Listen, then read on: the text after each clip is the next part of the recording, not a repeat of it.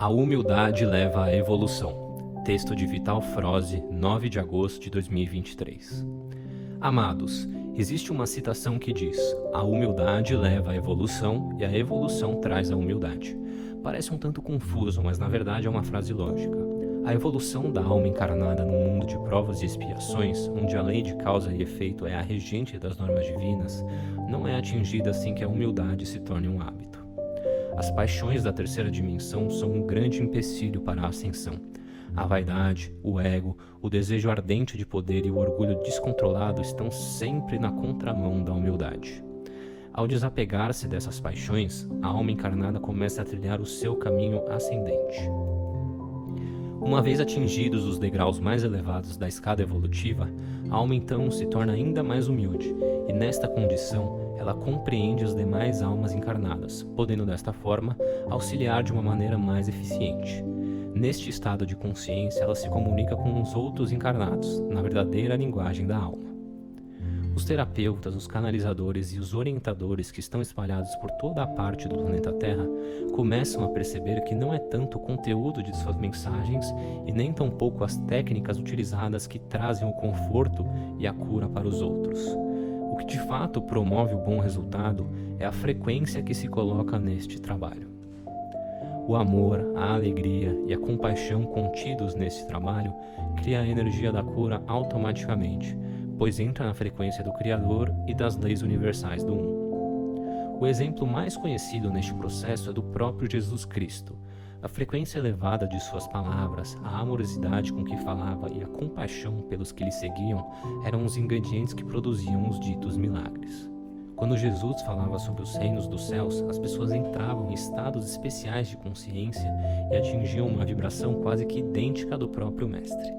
Essa vibração é que criava a frequência que produzia os efeitos milagrosos e as autocuras narradas nas escrituras. A alma, quando entra em êxtase, atinge o nirvana, e lá tudo é luz. Atingindo as frequências da luz líquida, aciona-se os táquions, que é a primeira forma da luz transformada em matéria. Essa frequência corrige de tal forma a criação ao ponto de mudar um quadro de doença em um estado saudável do corpo material. A mesma técnica serve para a replicação, que nada mais é do que transformar a luz em coisas materiais, como o milagre da multiplicação dos pães e dos peixes, e também da transformação da água em vinho. Hoje já se pode entender as suas palavras, quando ele dizia que todos nós podíamos fazer aquilo e muito mais.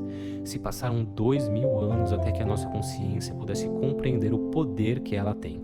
Somos co-criadores por essência, pois somos partes da consciência divina, ou seja, da fonte que tudo cria. Limitados pelos véus e pela fractalização, porém, como sabemos, a parte está no todo e o todo está na parte. Somos de fato um mini-universo em forma de consciência encarnada.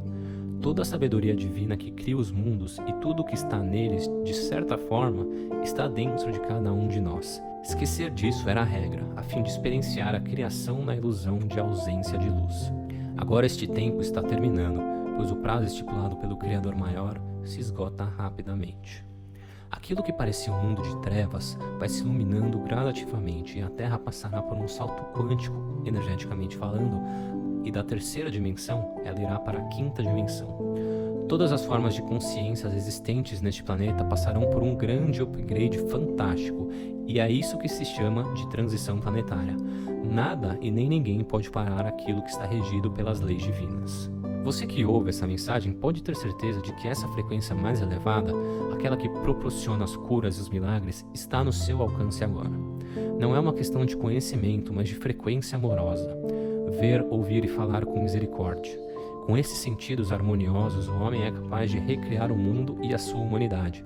Será capaz de produzir tudo aquilo que o Cristo Jesus nos mostrou e nos ensinou. O trabalhador da luz, se humilde por evolução e convicto daquilo que prega ou faz, entra na frequência da essência da fonte eterna, proporcionando aos seus seguidores a fazerem a ligação energética com aquilo que está em foco. Essa simbiose cria a energia da cura, do entendimento e da compreensão de que cada um precisa tanto individual como coletivamente. O trabalhador da luz deve ser puro de coração, o que lhe facilitará a fraternidade e o poder aglutinador. O contato das pessoas com esse tipo de trabalhador promove uma fusão das auras entre aquele que ouve e aquele que fala. Isso desperta em cada um a voz na frequência do acalanto, o sentimento construtivo no falar, no escrever e no orientar, o exercício da humildade, a transparência e a sacralidade da vida. É tarefa individual do trabalhador da luz melhorar constantemente a frequência vibratória. Esse exercício dá a proteção necessária a fim de manter as energias positivas, proporcionando sempre as práticas do bem e do amor através dos bons pensamentos, das boas intenções, da caridade, do amor incondicional, da compaixão, da gratidão e do respeito. Desapegar das paixões egóicas, pois na nova terra não haverá mais nenhum tipo de competição e nem de apego, como nós conhecemos até aqui. Cooperação e respeito são versículos fundamentais nas consciências elevadas, pois que a compreensão da vida não será nem uma sombra do que foi na velha terra. A humildade é, portanto, a chave que abre muitas portas para a ascensão.